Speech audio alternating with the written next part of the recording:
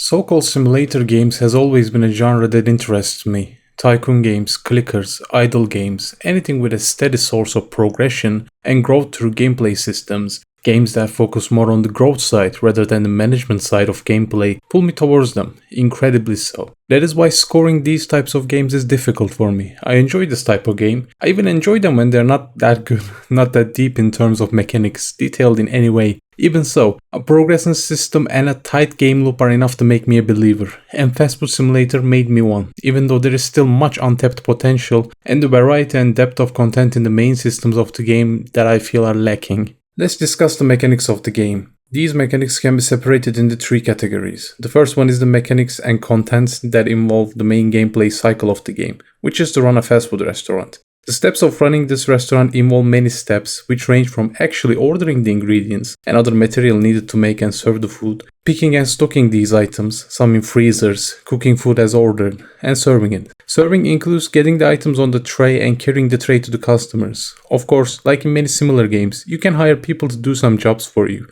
However, while you can hire people to do some of the tasks for you, these include things like taking orders, cleaning the empty trays, carrying the trays to the customers, and so on. At the end of it all, you still need to cook the food and place them on the tray yourself. Cooking some meat and placing ingredients in the hamburger following the order seems pretty easy, and it's pretty simple at the beginning. However, you level up as you play, and with almost every level, new items are unlocked. When new items are unlocked, you will see most likely these items on the orders in the next day. So you'd better make sure you buy the unlocked items and get ready to use them. These items can range from type of meats, drinks, ice cream, coffee, fried sides like nuggets and fries, condiments, ingredients, and so on. As the 15th level opens up the drive-thru, which only makes a number of orders and how to handle the kitchen even more difficult, you will have your work cut out for you. I remember placing bread at the most strategic position, so it will take the most minimal time to take it out when the order arrives, putting condiments and ingredients in a specific order, making sure they could cook the meat before the day starts so I wouldn't have to wait for it to cook when the order arrives, but making sure not to cook too much because the cooked items disappear the next day if they are not used. The strategy and how to effectively use the kitchen to be as efficient as possible in food preparation is great.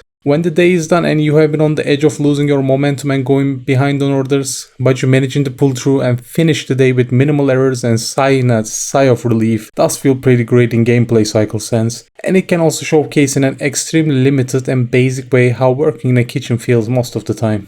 As you level up, what do you buy with the money that you earn? Well, more ingredients as you level up and run out of stuff. Also, there is a highly limited customization system where you can change the floor, seats, and so on, with a very limited number of customization options. There is nothing in the line of general upgrades. These games always include upgrades to your establishments. Upgrades like increasing the seats, making the equipment in the kitchen better so they cook the food faster, upgrades to the workers so they work better. Although there are more than one worker for every type that get better with more salary, so that's a good thing the game has. And other upgrades that are more customization focused that can also affect the gameplay as well, maybe increasing the price of the food, increasing the number of customers, and so on. I mentioned that the mechanics of the game are separated in three groups. We talked about the first one. The second one is the customization based mechanics, which are almost non-existent. And the third one is the general establishment management, progression, and upgrades, which are non-existent for the version this review is written for. The co-op aspect is great, and everyone having different roles for the kitchen feels great if they can keep up the momentum and rhythm with the rest, and everything functions great, and when everything falls apart, the chaos that erupts is pretty fun in its own way as well. Because of how the game is designed, we play it as one person preparing the food, the other on the restaurant orders, and the third one on the drive-thru. I would prepare the burgers, number them correctly, put them close to the register, the other guys would pick them up, and get the other things the customer wanted. After a while, the types of coffee, ice cream, drinks, sides, and everything else becomes a lot of hassle, so two people are needed to keep on track with the orders. There is a difficulty setting. We played one difficulty higher than normal. I think it was the hard difficulty. But the difficulty goes up even more than that, which is basically impossible to do without great coordination and planning and a good number of players actually playing the game. I haven't played the game solo, but I wager many aspects of what makes this game fun